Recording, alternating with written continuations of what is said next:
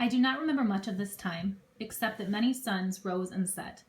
I thought about what I was going to do now that I was alone. I did not leave the village.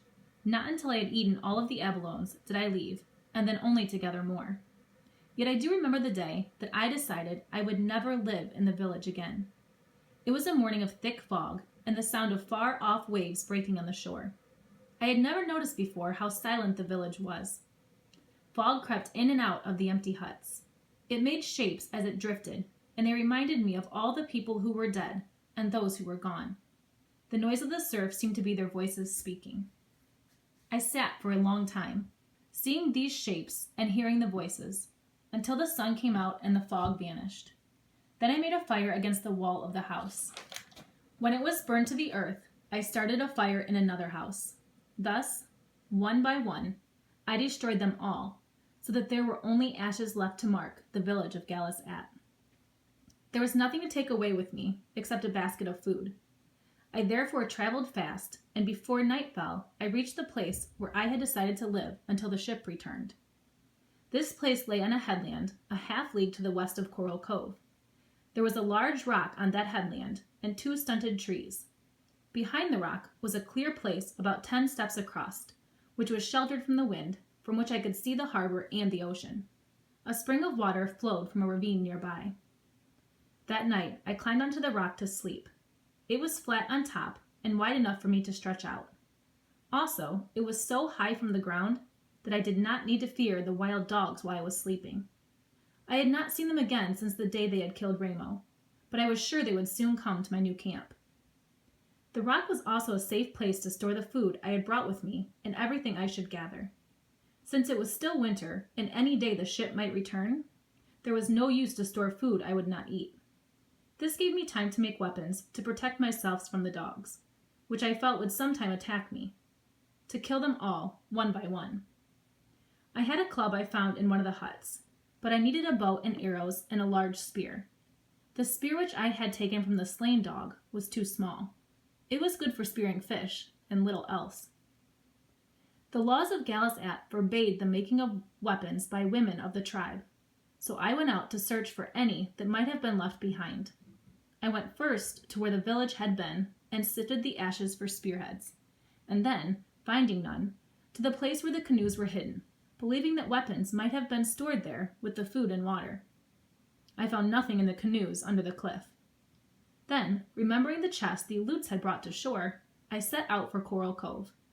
I had seen that chest on the beach during the battle, but did not remember that the hunters had taken it with them when they fled. The beach was empty, except for rows of seaweed washed in by the storm. The tide was out, and I looked in the place where the chest had lain. It was just below the ledge Ulip and I stood on while we watched the battle.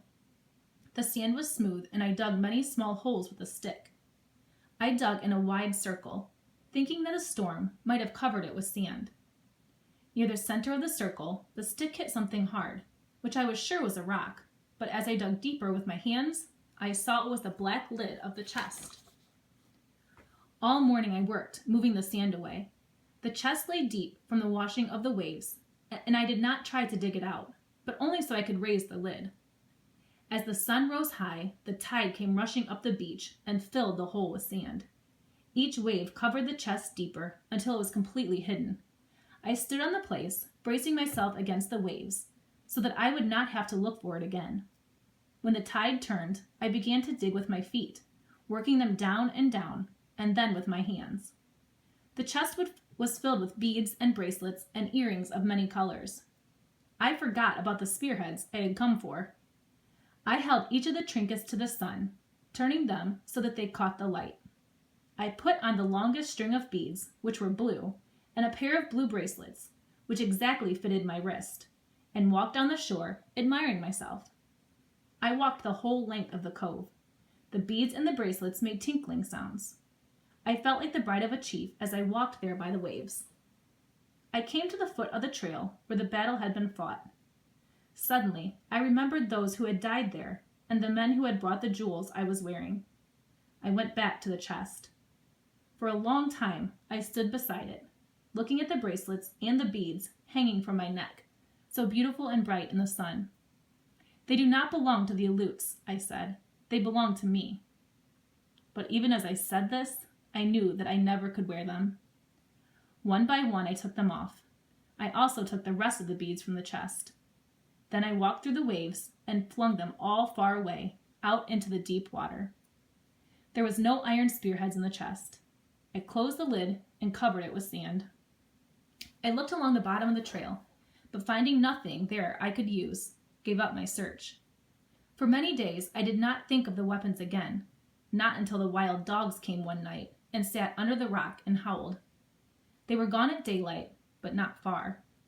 During the day, I could see them slinking through the brush, watching me. That night, they came back to the headland. I had buried what was left of my supper, but they dug it up, snarling and fighting among themselves over the scraps. Then they began to pace back and forth at the foot of the rock, sniffing the air, for they could smell my tracks and knew that I was somewhere near. For a long time, I lay on the rock while they trotted around below me. The rock was high, and they could not climb it, but I was still fearful. As I lay there, I wondered what would happen to me if I went against the law of our tribe, which forbade the making of weapons by women.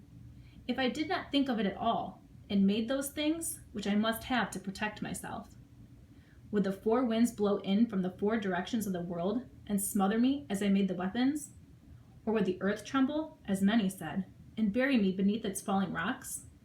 Or, as others said, would the sea rise over the island in a terrible flood?